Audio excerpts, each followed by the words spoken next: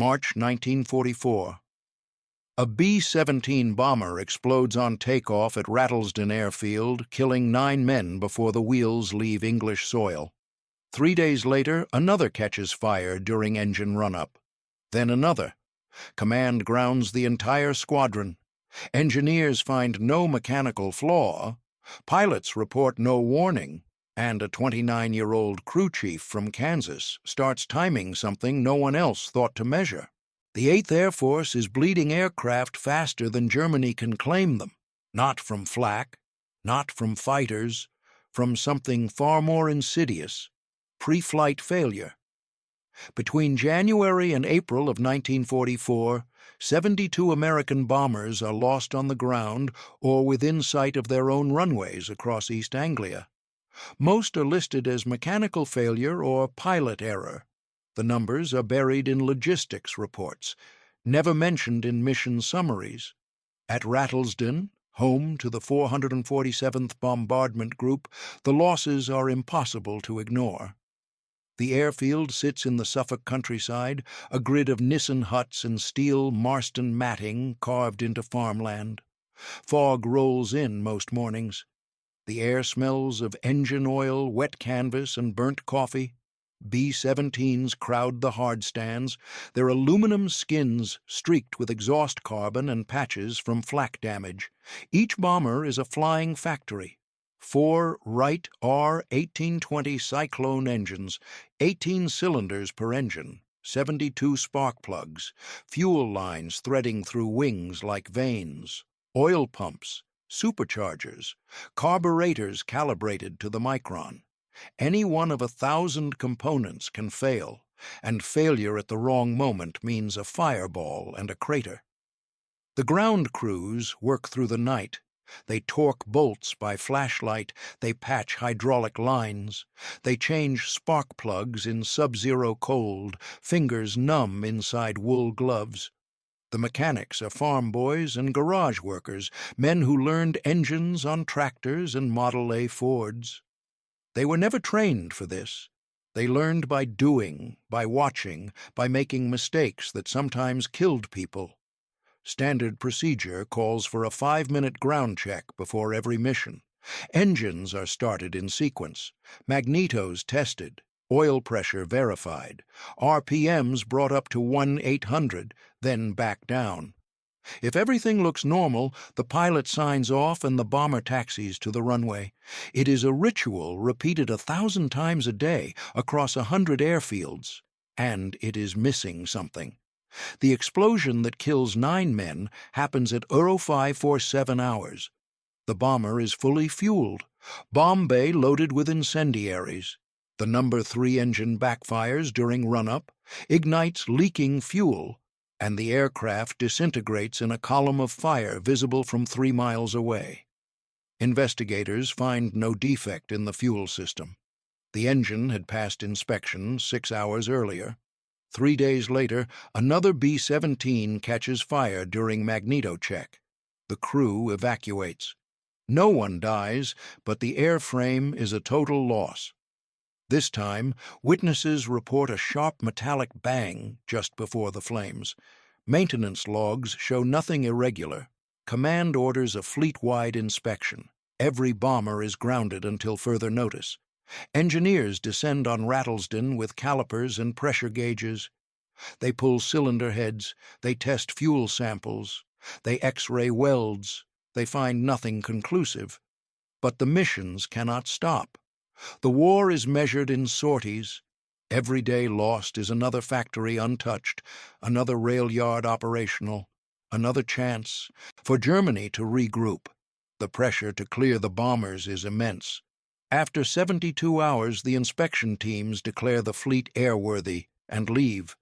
The ground crews do not share their confidence. If you want more such stories, like and subscribe so these lives aren't forgotten.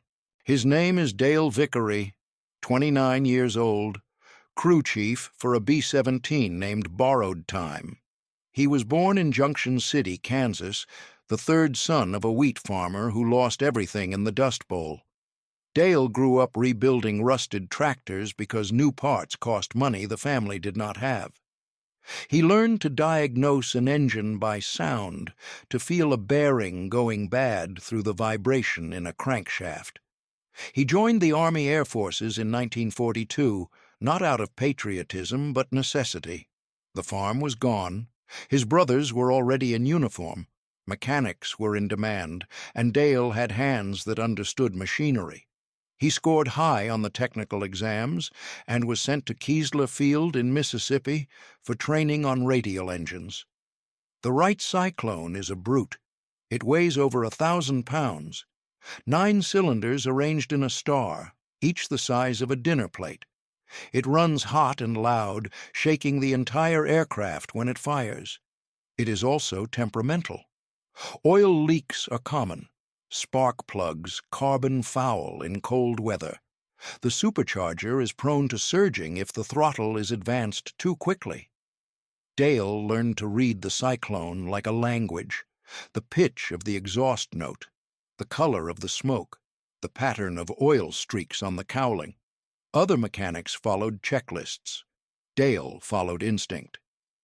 He arrived at Rattlesden in November 1943 and was assigned to Borrowed Time, a war-weary B-17F with over 40 missions logged.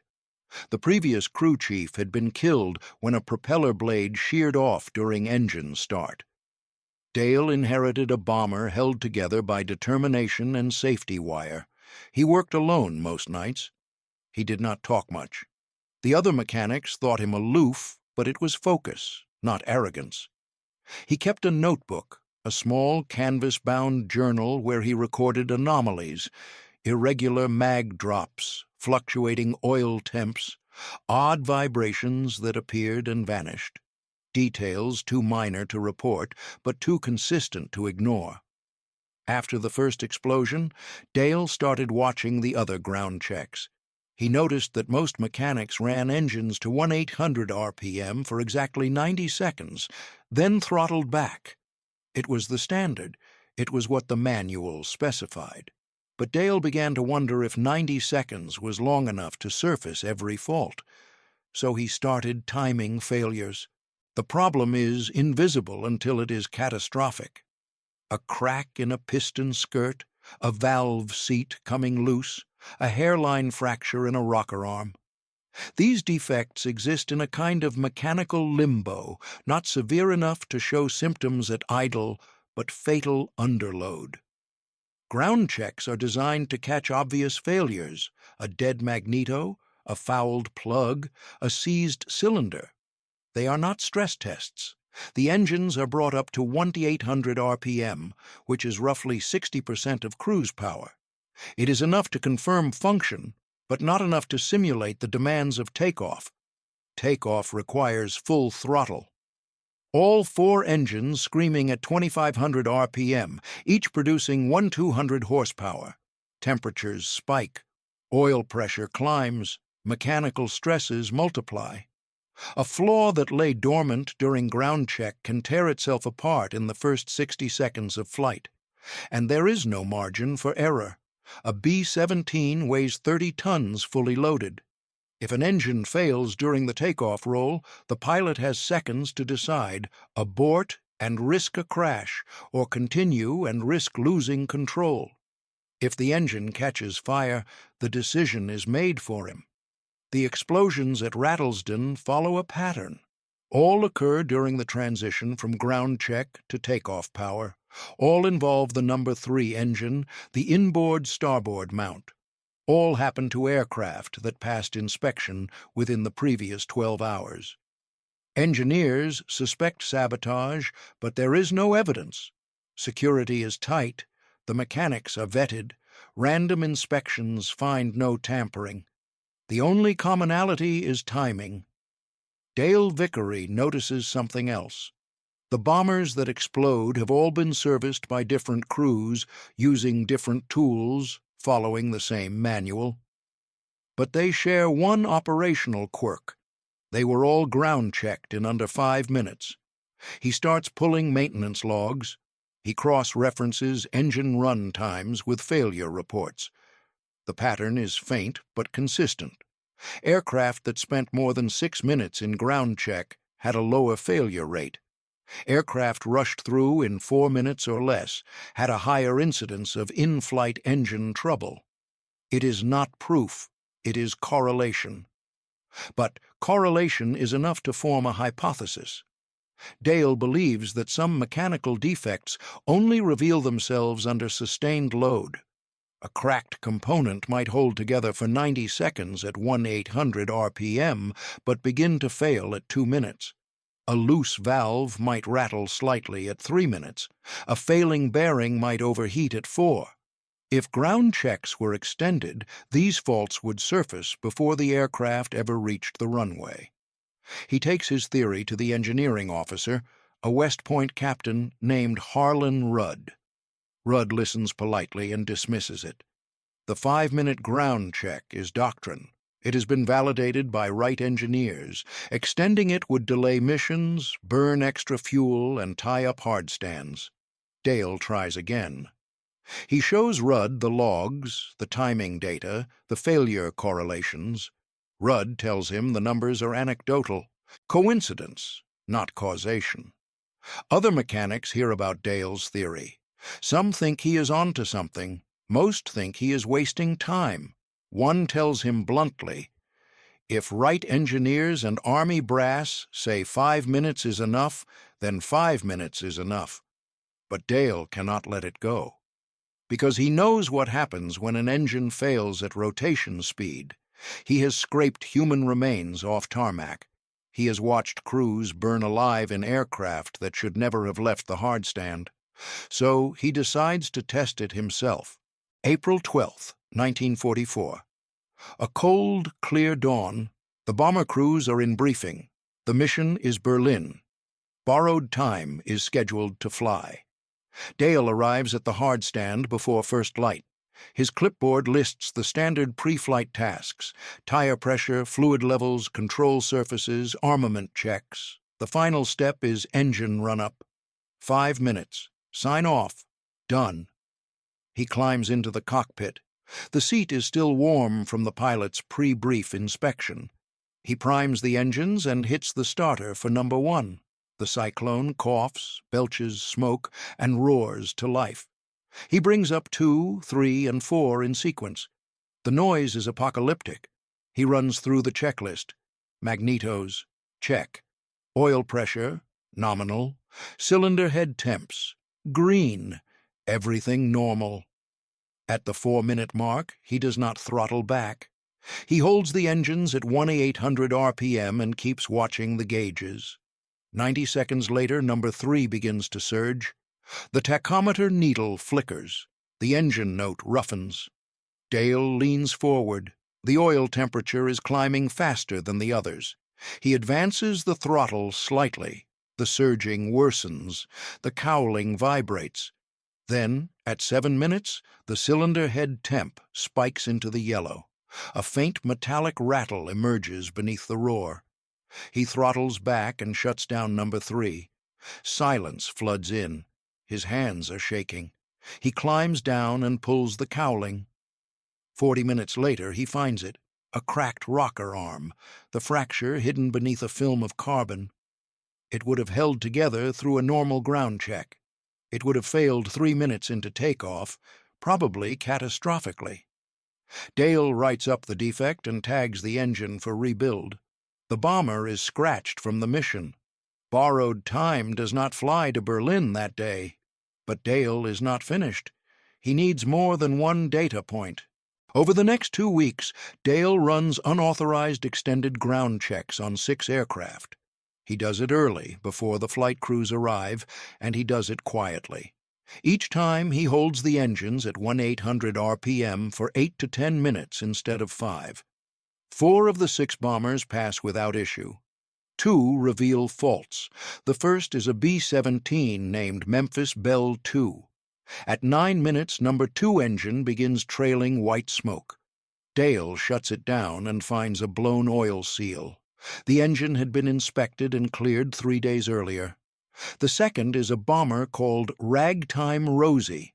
At 6 minutes, the number 4 engine develops a violent misfire. Dale traces it to a cracked spark plug insulator, invisible during visual inspection but catastrophic under thermal stress. Both aircraft would have failed in flight. Both are repaired on the ground. Dale compiles his findings and returns to Captain Rudd. This time he brings evidence: the cracked rocker arm, the blown seal, the spark plug fragments. He explains the timing correlation, the thermal stress threshold, the statistical clustering of failures between 5 and 8 minutes of sustained power. Rudd listens. Then he tells Dale to stop. Unauthorized engine tests are a violation of procedure. Dale is a crew chief, not an engineer. If he continues, he will face disciplinary action. But word spreads. Other crew chiefs hear about the extended checks. Some start running their own tests off the books before dawn. They find more defects: a failing fuel pump, a loose magneto mount, a cylinder with a fractured valve seat. The failures are not common, but they are not rare. Roughly 1 in 8 aircraft shows a latent defect when tested beyond the standard 5-minute window. The ground crews begin to ask, how many bombers were lost because no one looked long enough? On April 29th, a B-17 named Pistol Packin' Mama explodes during takeoff at Bassingbourn, 8 miles from Rattlesden. 14 men die. Investigators recover the No. 3 engine. Cause of failure: fractured rocker arm, identical to the one Dale found on borrowed time. The next morning, Colonel James Thompson, commander of the 447th, summons Dale to his office. Dale expects a reprimand.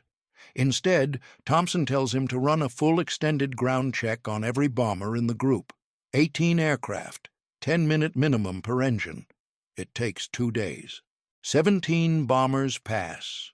1 does not.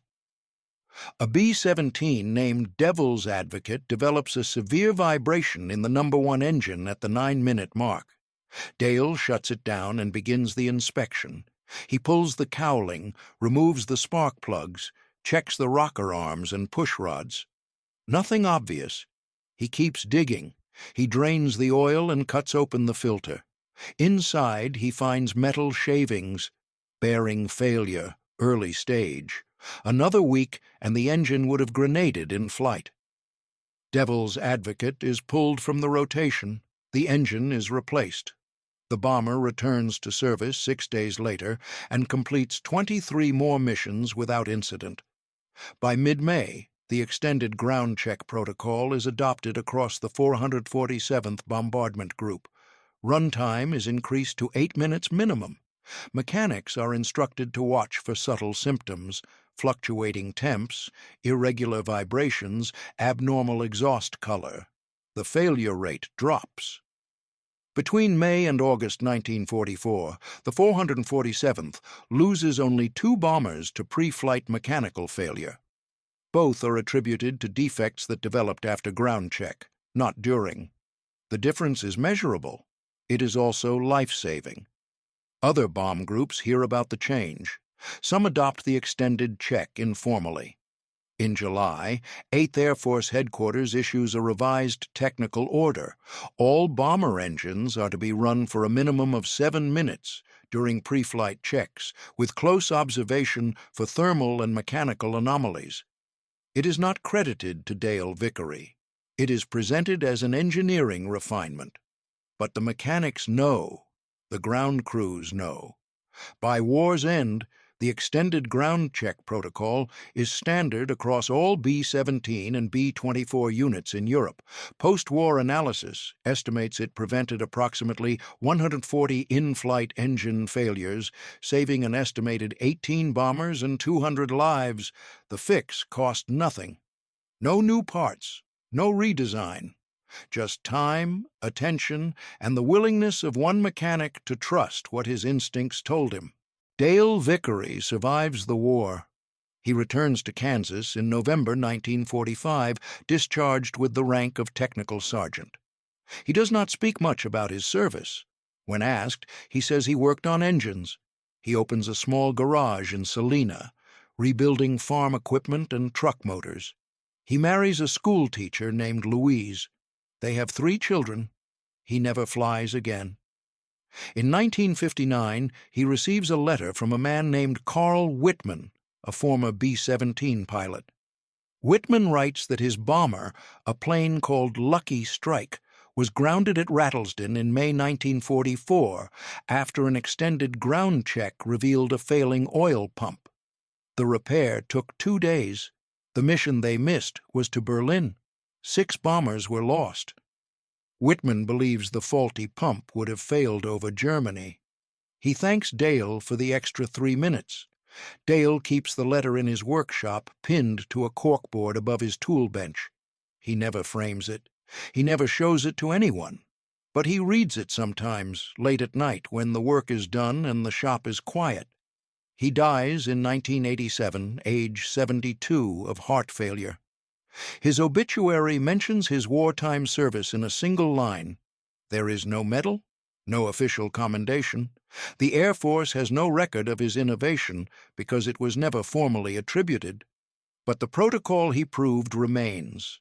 To this day, aircraft ground checks are designed not just to confirm function, but to reveal hidden strain. The principle is simple. Some failures only speak when given time to break. Dale Vickery understood that truth before the engineers did. He trusted the machines to tell him what was wrong, if only he listened long enough.